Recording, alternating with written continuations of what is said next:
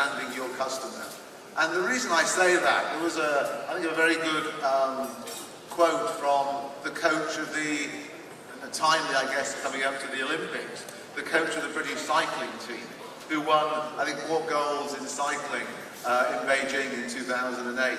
And he came and talked to our group when I was working at Compass. And he used this phrase: we focused on controlling the controllables.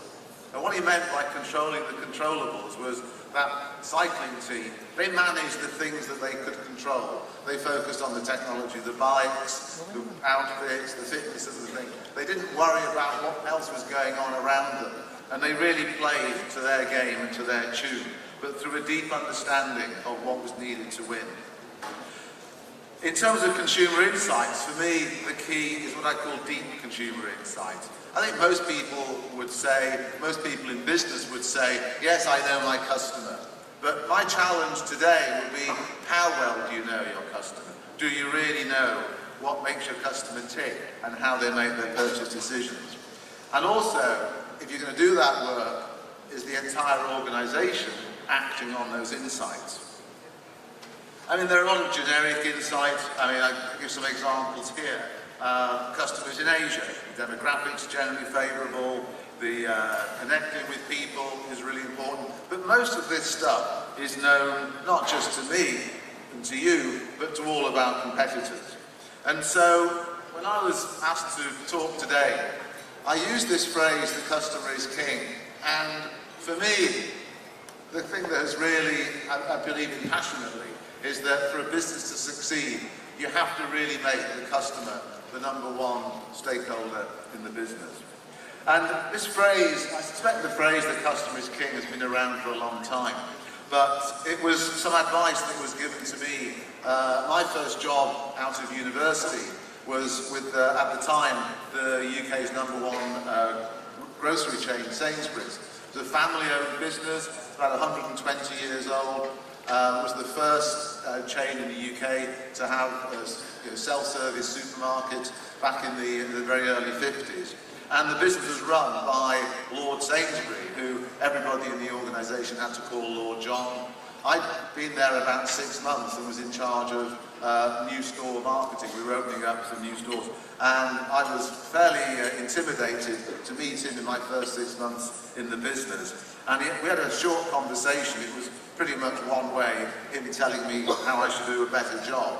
But I do remember, even back 30 odd years ago, him saying to me, you know, John, don't ever forget, the customer is king. And little did I realise, 30 years later, I'd be standing here presenting and using that theme. But he really believed, his family had been in retailing for 3 generations, and today Sainsbury's is still one of the most successful retailers, not just in the UK, but in a number of other countries. So for me, how do you sort of bring a phrase like that to life? And one of the start points for me is to understand that in many cases, the customer and the job of understanding the customer is parcelled off. It's usually put along with the brand responsibility to the marketing department. My view is that the customer needs to actually sit at the centre of the organisation, and that the customer needs to then influence the brand, your assets, if it's a restaurant business, or how you are placed in grocery stores if you're a packaged goods business, your people and your promotions. So really put the customer at the heart of your organisation. But equally important, have a very clear plan.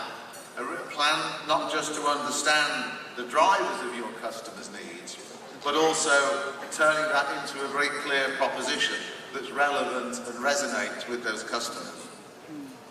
And then respond with activity that will build on your strengths or attack the weaknesses of your business. And then find a way of measuring so that you can then reward everybody in the organisation for doing a good job and for developing great results and for doing the right thing. My start point, and I tend to have a fairly simplistic approach to business, is to start with a very simple question, but hopefully what we call a big question. In my business, in the fast food business, we are faced with customers who every day have to answer this question: what shall we do for lunch today? And I think, in terms of answering that question, fairly generic insights are not going to really get to the heart of how people make that decision. So to differentiate your business, you need what I call deeper customer insights. So what is an insight?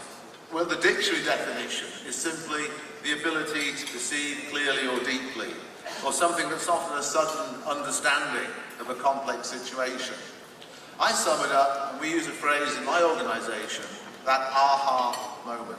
When you suddenly talk to someone, you're getting a feedback from a customer, and you go, aha, now I can see a connection between what my customers are telling me and something that we can do about it. So, assuming that you talk to your customers and you get their feedback and you get their insights, what are you going to do with those insights? It's clearly no good just putting them on a presentation or filing them away. You need to turn those insights into marketing initiatives that will differentiate your brand. And differentiating your brand is not just about making your brand different, it's about making your brand different and better.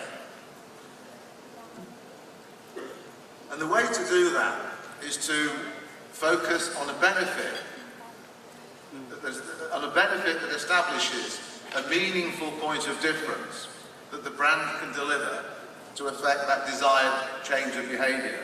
In other words, understand what it is that your customers think about you and what is the meaningful point of difference that you can bring into their lives if they're looking for better quality, if they're looking for better value, if they're looking for something quicker. Understand where your meaningful point of difference can be delivered that will affect that change of behaviour. And we sum that up as a way of looking at and identifying the kind of way we sort of think about it as a business is to use this question to try and identify and understand the perception, habit or belief that we need to build, reinforce or change to grow the business. And that for me is a very powerful question, and it's one that certainly when I'm talking to marketing teams, if I'm talking to advertising agencies, if they're presenting some work, I want to understand what are you really addressing? What's the perception, the belief or habit that you're trying to change that will ultimately grow the business? So how do you get at these really deep insights, and how do you really get at something that is going to make a change to the business? And I use this phrase CSI. It's a well-known TV series, but this sort of, again, an aha moment came to me.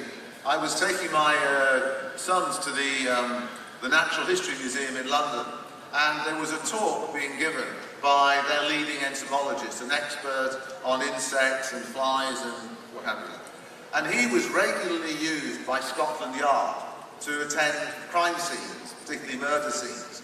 And he would be able, with his skill, create a timeline of, when looking at a body, but looking at the state of decomposure of that body that was told to him by the type and the number of insects on that body, which was pretty horrible. But I was fascinated by the way he had a very forensic approach to being able to determine the cause or the time of that particular death.